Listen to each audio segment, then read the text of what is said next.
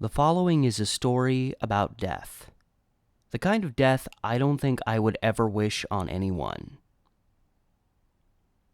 Canned heat. A can full of alcoholic jelly that, if lit, would spark a flame, providing one a heat source for cooking. But that wasn't all it was used for.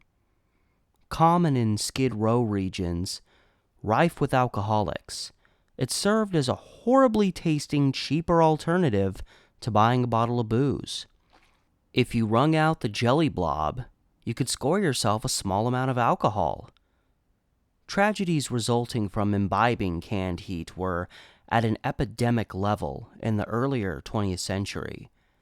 But canned heat was not the only type of alcohol, unintended for human consumption, that Skid Row drunks could get their hands on. There was also denatured alcohol, or Dehorn, as it was commonly known, which, unlike a can of canned heat, which only gave you a few drops of alcohol, could be bought in several-ounce bottles.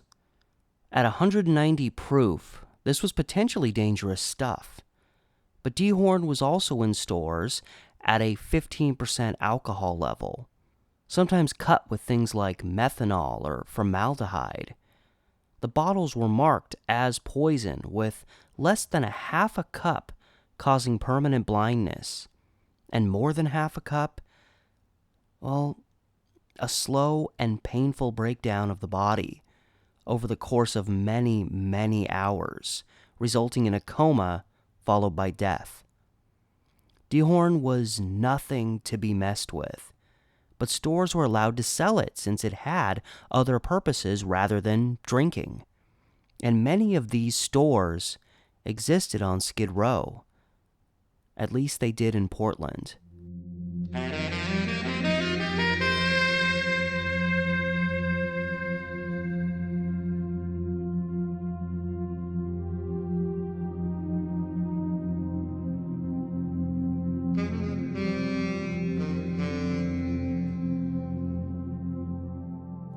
Starting on December 7th, 1934, Skid Row transients started turning up dead, left and right. By 6 p.m. that day, 9 transients had already been discovered dead on the various streets and flop houses in the area. Dehorn consumption was quickly targeted as the likely cause in these deaths. It was no secret that locals drank this stuff, and local shop owners knew full well that when a beaten, broken-down transient wandered into their store and bought some Dehorn, they weren't using it on their car. By December 9th, the total number of deaths had reached 20. Deaths had become so frequent that police officers were constantly checking hotels and flop houses for any new victims. When all was said and done, 28 deaths were reported in only a couple of days. And tragically, because of who these individuals were, they mostly died nameless. No names listed in the papers and nobody to come and remember them. The only one I found listed was a Ben Vitruba.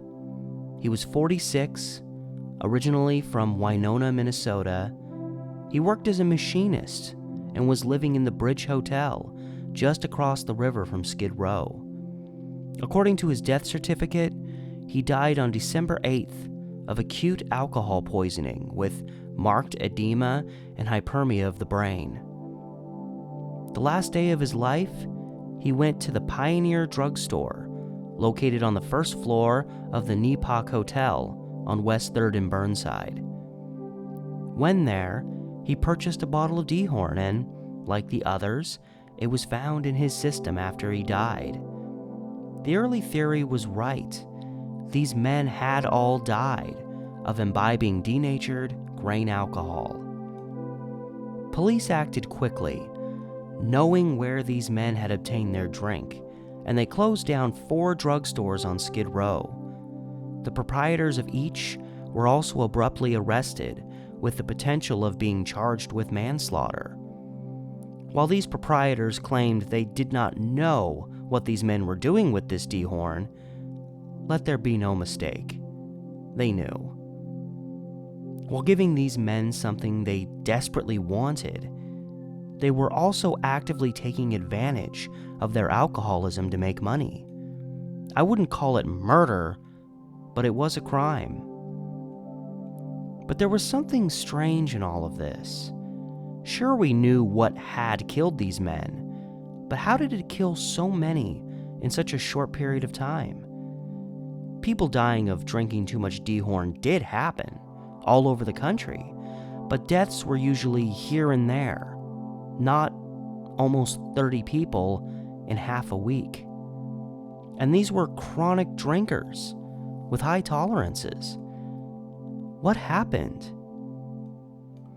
The back room of Solomon Miller's Pioneer drugstore, the last one Ven Batruba visited before he died, provided the answer. The standard practice at many stores like the Pioneer was that a large drum of this denatured grain alcohol would be delivered to him, and they would use this to fill the individual bottles that bore a stamp for their establishment and place them on their shelves. When Vatruba was found dead, a bottle of Dehorn marked as being from the Pioneer was right there with him. The drum indicated the content within had 15% alcohol content, which was again the standard amount.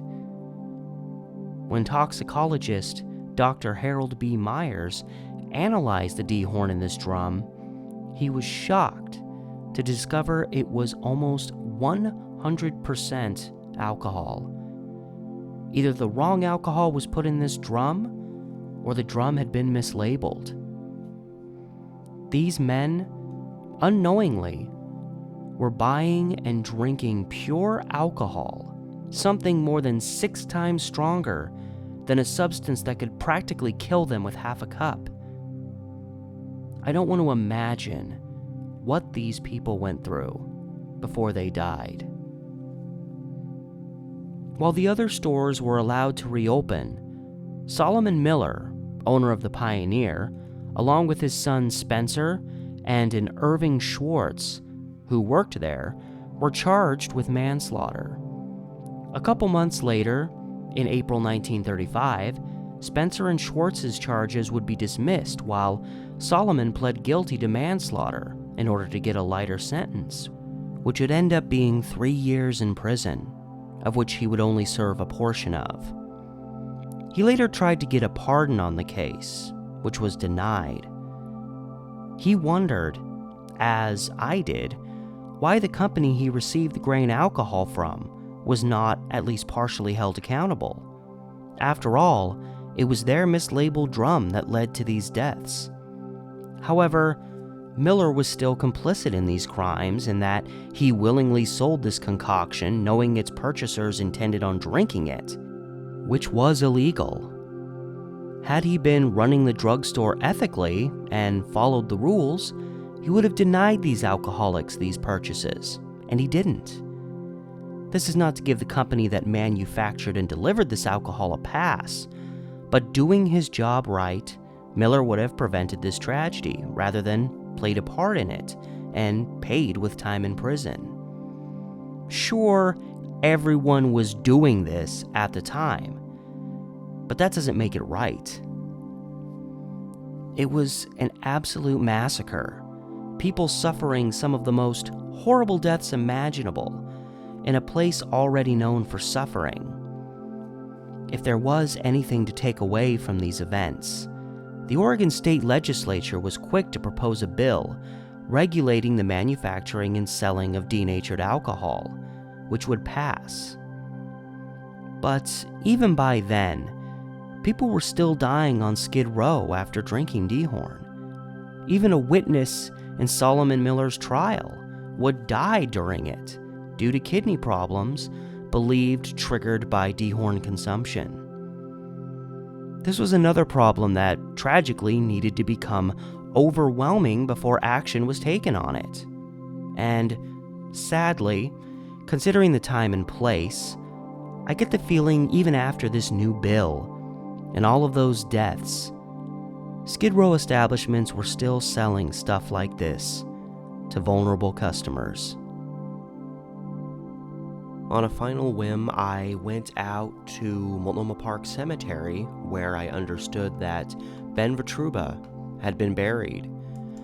Not expecting much, knowing a lot of graves there are small and have been overtaken by nature, I still went to the section where he was supposed to be buried, went right to the spot, with unfortunately no luck. Yeah, it should be like right here. So I think it's buried under here, unfortunately, but you know, maybe he'll be unearthed again at some point, because yeah, he would probably be buried right here, pretty much, where it's kind of, and I don't think there's a grave down there. I think that's just a lot of dirt. These look like a lot of people that died in 1919, 1920, and I know that there's a lot of children's graves here. And yeah, Ben Vitruba had a simple grave like that. I mean, I'm guessing he didn't have much of a family. The guy was just living out what he had left of life in a dark room in a Skid Row hotel just across the river. And just, God, I don't even want to imagine the kind of death that he succumbed to. But I don't think I'm gonna find your grave, buddy, at least not yet.